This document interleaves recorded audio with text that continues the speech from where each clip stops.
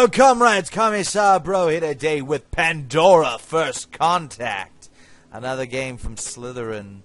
And this game... Okay, so you remember a few months ago, or actually, you know, it's probably well past 6 months now, the newest Civilization game came out, and it sucks. Like, Beyond Earth, it's not that good. It was kind of a disappointment compared to Civ 5. And definitely, in comparison to Alpha Centauri, it's kind of a joke. Now, this game, on the other hand, I know it's been out for a while, and, you know, I've had my eye on it. I've heard a lot of good stuff about it, and I gotta say, this is probably the closest spiritual successor to an Alpha Centauri game, or at the very least, it's what Beyond Earth should have been. And what sucks is that this game came out before Beyond Earth. And it's better. It's just a better game. It's much better. Like, graphically, you know, it's about the same. It's nothing special graphically. But again, who cares? Still has that hex-based of, like, Civilization 5. It actually has interesting technologies that make sense. It has a really badass unit customization system that's incredibly easy to use. Mind you, look at that. Look, you see that? That's all I did. And you see how easy that was? Boom. I've already created a new unit. And I'm going to call it Colonial Trooper 2. Bam. Look at that. Look at that. You see how easy that was? It was ridiculously easy. So what the fuck, Civ 5 Beyond Earth? Why can't you be as good as this? Again, this is a game that I finally picked up on the Steam Summer Sale, and I did mention that I was going to try and do some videos on games that I found interesting on the Steam Summer Sale. And aside from Darkest Dungeon, this has definitely been another great purchase. Now, I own most of the games that Steam has on sale right now, which is incredibly disappointing, as basically I'm not buying anything because I've already owned it. I've already got most of it. So it's kind of like, yeah, whatever, you know, so yeah. But anyway, so, Pandora First Contact. Again, it works and functions just like Civilization 5. Well, in any Civilization game, really. And I would dare say this game's actually more like Civilization 4 than it is like Civilization 5. Which, trust me, that is a good thing. And if you ask me, and a lot of people like how easy and streamlined Civ 5 is, but personally, I don't. I think Civ 5 is a good game. Don't get me wrong. I've put plenty of hours into it. I've played plenty of multiplayer games with my friends on it, and put a lot. You know, I put time into it, so I know it is a good game, and I'm not saying it sucks. But Civ 5 was like amazing to me. I loved Civ 5. And moving up to Civ 4, I'm sorry, Civ 4, I loved Civ 4. And moving up to Civ 5 from Civ 4 felt to me like a downgrade. It just didn't feel as good of a game.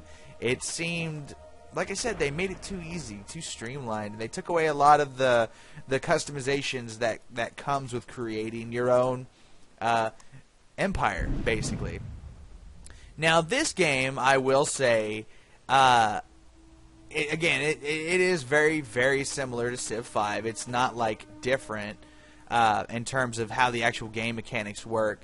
So, yeah. But anyway, let me just explain, I guess, before and stop comparing the two. So, basically, these are your resources when you have a city. You've got pollution, you've got morale, credits, research, production, minerals, food, growth, and habitat. Habitat is essentially the amount of space you have for the growing population. Growth is basically how fast it's growing. In this case, we're getting +4 growth, and we need 16 to get a population of 2. So 4 turns. Getting more food allows you colonists who live in the population to survive, to sustain their life, basically. Food is shared amongst all of your cities, as is minerals, which again is used to sustain production. You basically need minerals to produce anything. If you don't have minerals, your production will be hampered. Again, minerals is shared across your entire civilization. Research and credits works exactly how you would imagine to. Credits is used to quick build stuff. It's used for upkeep purposes to give to other people. It's used, you know, for that kind of stuff. Pretty much quick build is what I use it primarily for. And then you've got morale, which again is population happiness. Pollution, which works just like pollution, that sort of like the health mechanic that they introduced in Beyond Earth. So simplistic enough, blah, blah, blah. And right here you have a very easy to manipulate and use population tab, which basically you've only got 4 separate groups. You've got workers who do production, farmers who do food, miners who do minerals, and scientists who do research. Now, each corresponding group has different benefits, obviously, but I tend to focus on having enough food, because you will find that food, although it's not exactly lacking in this game, if you don't build correctly, it will bite you in the ass. One thing I do like about this game, improvements do not cost upkeep, thank God.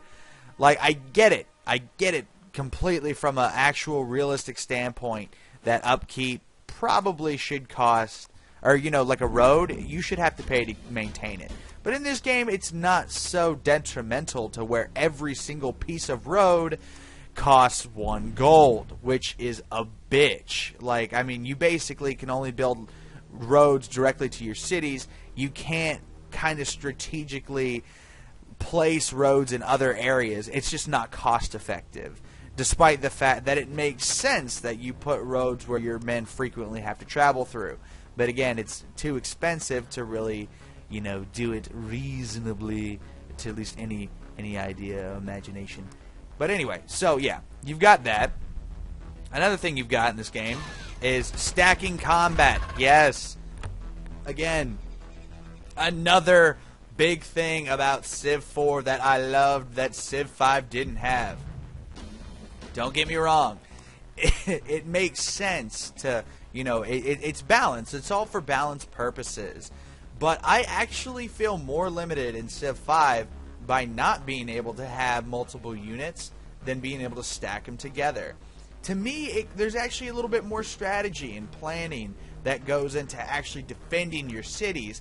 Whereas in Civ 5, you can just get you can get one unit that's like max tech, really high tech compared to some other faction that has a little bit of experience, and it's pretty much unstoppable. In this game, yeah, sure, you can have a unit that you build up like with a lot of experience over a long period of time, but if that unit can die, it can be killed by even the weakest unit in the game. Which, again, I know some people don't like spears against helicopters, but I personally like that. It means you have to be careful with the units you actually give a shit about. It just makes you think a little bit extra. It makes you, I don't know.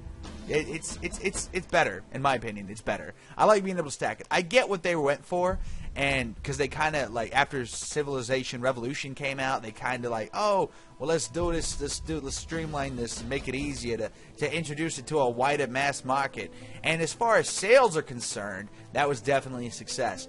But again, I'm more concerned about having a game that I actually like to play. So, hey, that's just me. But anyway, so another feature in this game, you've got operations and projects. Projects are essentially just random things you can do for bonuses. In this case, we got colony ship dismantling. It gives us plus 16 food on completion and plus 32 minerals. It's kind of like events, really. Like, they're buildable events is what I will call them. And then you also have operations, which, like field training. Field training, essentially, it's a call-in where you do it on one territory, which one hex is considered a territory. And basically, when you do that, it ranks your guys up in that area. I think it ranks them up twice. Yeah, it does. It ranks them up twice at the cost of damage. They do take damage. But if you let them sit there, they will heal. And by the way, I'm not really focusing on the tech tree because, you know, I'm doing other things. I'm just kind of going down the line. I will say something really cool about this game that is not in other games I've seen is, like, the way the researching works is you can research up to a certain tier past what you've already researched to kind of plan ahead. What that means is essentially you can't see the end road, but you can see just about every, like, you can see, like, kind of, okay, and we're still in the colonization era. There's 2 other eras after this. There's the Mechanization Era and there's the Transcendence Era. Now, you can see basically, all we can see is automated recycling, electronic marine propulsion, and planetary market. And it looks like that's the end of the line. But no, there's like so many more tiers of stuff to get that it's kind of crazy. Like the research tree is huge in this game, and you actually research a lot of useful stuff. Like I said, you can kind of focus primarily on military, which I highly suggest. This game was very obviously designed with a lot of kind of bonuses and fun activities with military in mind. Like I said, the fact that the workshop is, even prevalent in the game is proof enough. Like, I mean, you could just sit there, steel armor, boom, there we go. We've upgraded our colonial troopers. Steel armor is going to give a plus 25% combat bonus, but it also costs 25% more to build the person. You can also get new guns. See here, we can give our guys missile launchers. We can give our guys Hellfire flamethrowers, which are good against biological units, but not so good against mechanical units. It's very well thought out. I love it. Like, it's interesting to see what different combinations will do. Now, it does seem like later on that certain combinations are just inherently better, but again, it makes sense to a degree. Like, it makes sense that, these weapons are going to become out-teched, so I'm going to get better weapons later on down the road. But then, even then, in the same tier, it seems like certain weapons are just better in general than, say, like in this case, let's take this. Yeah. Those are all pretty well balanced. I mean, as far as it looks, so that's not a good example. And I probably won't be able to show you in this video. But who knows? Maybe we'll do a continuation of this later on down the road. I wouldn't mind doing a Djibouti series with this because this game is actually good. I don't think you can customize the factions as much as you can in Beyond Earth, but you can rename everything, all the cities, very easily. Boom, I can just change the name to Djibouti. Bam.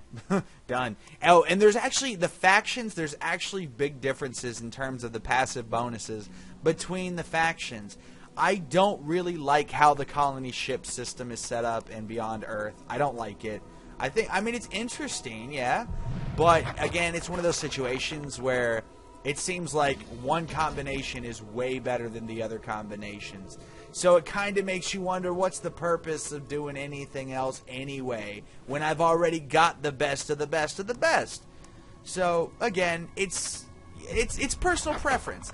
I just feel like this is a better made game, in general. I really do. I don't hate Beyond Earth. I actually played it a few times, and I enjoyed it sometimes. A lot of times it was actually more frustrating than it should have been. But, yeah, what game nowadays isn't frustrating to some degree? But, yeah, so, I don't know. I could go into more detail, but you've played Civilization. If you're watching this video, more than not likely, you've played a Civilization game before. You're familiar with how it works.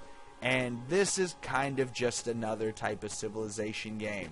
Except, this is the Beyond Earth we should have got, but didn't get.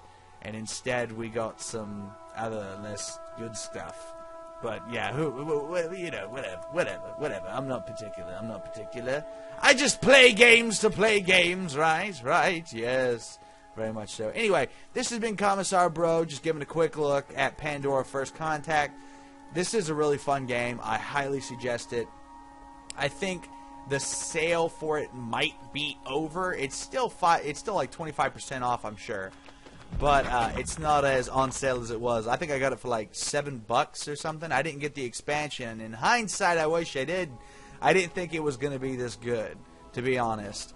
So I didn't get the expansion. But I will say that I do highly suggest it, and any other subsequent expansion that comes along with it. I think it's way better than Beyond Earth.